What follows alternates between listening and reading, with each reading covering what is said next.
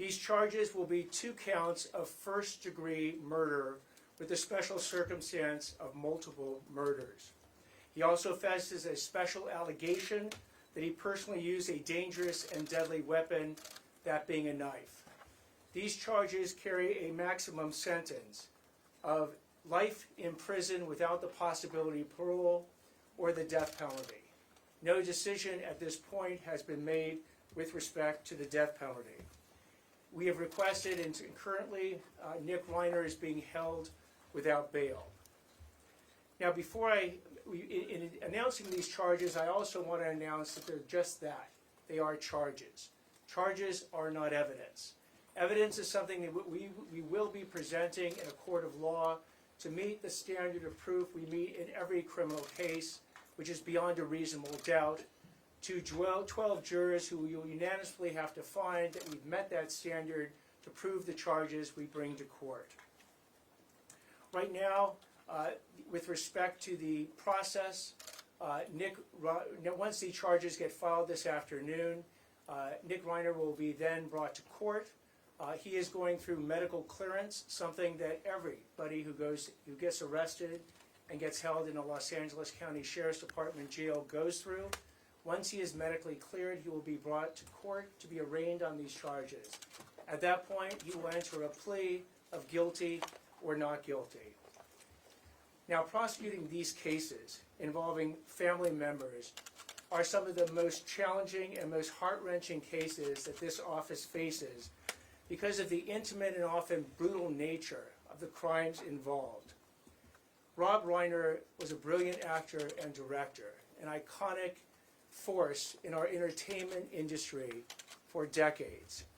His wife, Michelle Singer Reiner, was an equally iconic photographer and producer.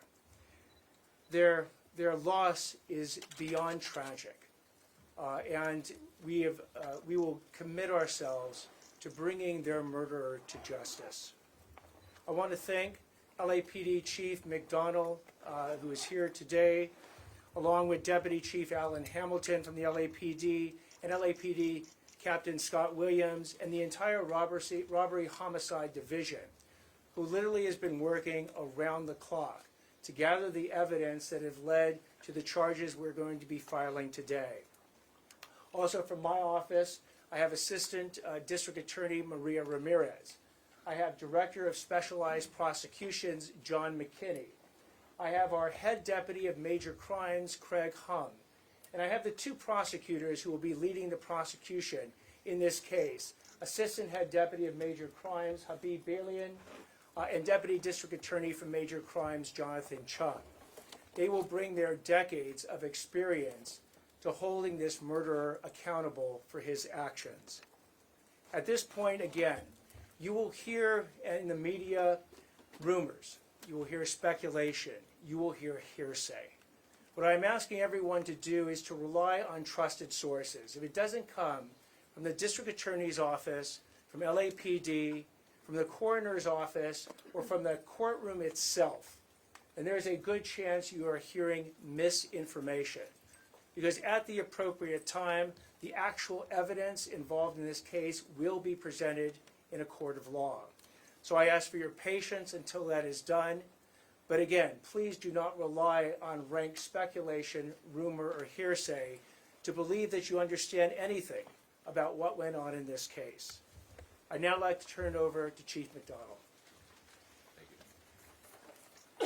Well, good afternoon, and thank you all for being here today. And it's with deep sadness that I address the tragic loss of Robert and Michelle Reiner. On December 14, 2025, LAPD officers from our West Los Angeles Division responded to a death investigation at the 200 block of South Chadbourne Avenue, which is in the Brentwood section of Los Angeles. Upon entering the residence, they discovered the bodies of Mr. and Mrs. Reiner. Detectives from our Robbery Homicide Division Homicide Special Section immediately initiated a comprehensive investigation. The evidence gathered led to the arrest of their son, Nick Reiner, who was taken into custody later that night without incident in the Exposition Park section of our city. Today, the Los Angeles County District Attorney's Office has formally filed charges against Mr. Reiner for the murder of his parents. This case is heartbreaking and deeply personal, not only for the Reiner family and their loved ones, but for our entire city. We extend our deepest condolences to all of those who were affected by this tragedy. I want to take a moment to recognize and thank our criminal justice partners, the District Attorney's Office led by D.A. Hockman, and everyone who worked tirelessly on this investigation. Their swift action, professionalism, and commitment to justice have been instrumental in bringing clarity and accountability to this case. The LAPD remains steadfast in our mission to protect life and uphold justice. We will continue to support the Reiner family and ensure that every step forward is taken with care, dignity, and resolve. Thank you. We'll now take some questions. Chief, a question for you. Yes, right here in the front. Mr. Attorney, could you talk about why you feel this case rises to special circumstances? So special circumstances is a situation where one of the enumerated factors that lead to elevating in some ways a first-degree murder case to a special circumstance first-degree murder case occurs. One of those special circumstances is called multiple murders. Here we have two, and it qualifies under the definition of multiple murders to allege the special circumstance in this particular case. Chief, I saw it how over was here. Nick Reiner found, and was there any evidence on him indicating a crime, and did he say anything? Yeah, he was found with good, solid police work, investigative tools used by robbery, homicide, and gang and narcotic division detectives with the U.S. Marshal Service Task Force involved as well. So we're thankful for the work that was done. I won't go into talking about what was found or anything that could potentially taint the investigation. Chief, given Nick's history of drug use, was there any indication that he was under the influence at the time of his crime? No, thank you again. That's another question I can't touch. What led you to investigate that last time? Mental illness in his background. I'm sorry, please repeat the question. Is there any evidence of mental illness in his background beyond the addiction?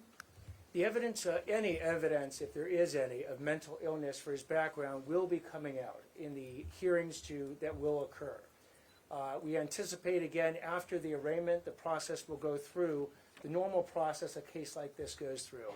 At the appropriate time, if there is evidence of mental illness, it will be presented in court and in whatever detail the defense seeks to do that. Mr. Hockman. Yes, right here.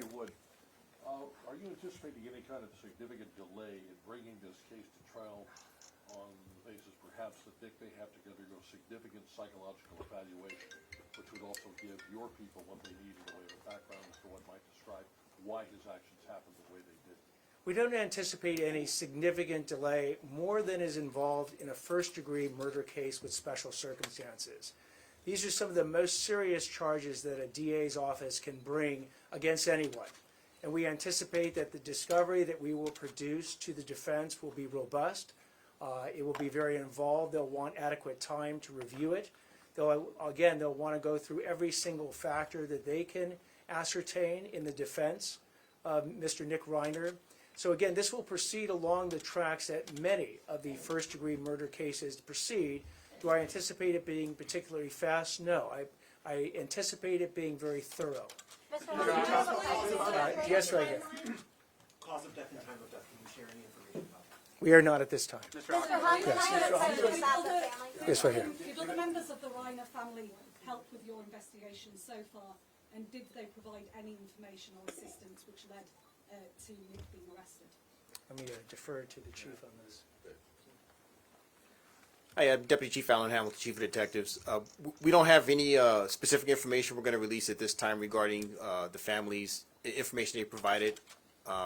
As we move forward, that information will be discussed in the appropriate venue, which will be the court. Yes, in the front here. Sorry, it's for the chief. Can you talk anything more about just not the condition that Nick was in when he was arrested? Was he in a residence? Was he walking around? Was he observed by people in the neighborhood? Like anything else you can tell us about the nature of the arrest?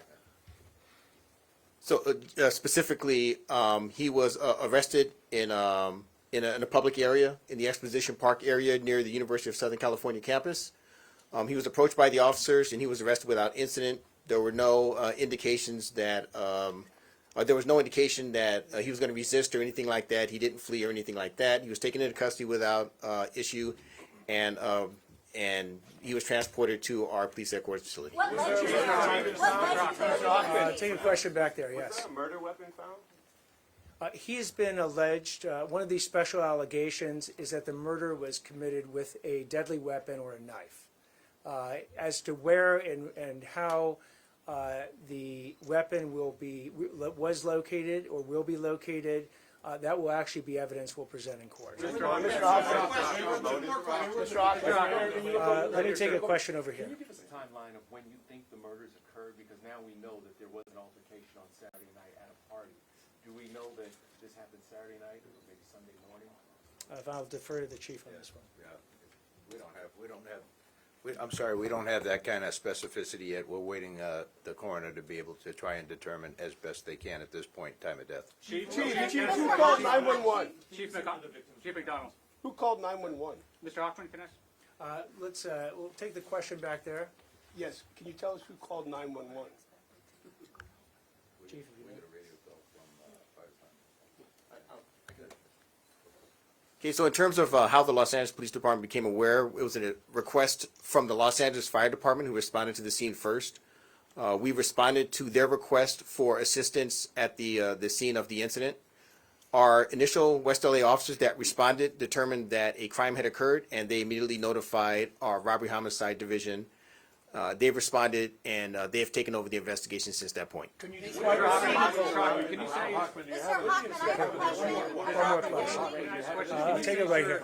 I know you're hesitant to talk about sensitive evidence, but based on the evidence collected to support these charges, did that include an admission by the defendant to the alleged crime? So any statements made by the defendant at any point in time would be the type of evidence we will be presenting in court. I'll take one last question right here. Sorry, I have a question. Hold on one second. I just identified this gentleman. Oh, I thought you were pointing at me. Sorry.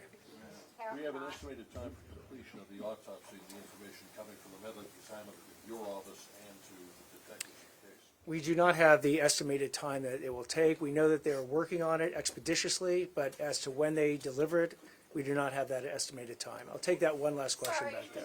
I was just wondering, I know these types of cases are especially difficult. How much do you take into account what the family wants when it comes to charges when you're dealing with a domestic situation like that? And does that factor into whether you will go after life after parole or possibly the death penalty? In these cases, like any of these cases, we will take the thoughts and desires of the family into consideration in making our decision. Thank you all very much. When do you expect the arraignment? Where were the bodies found in the house?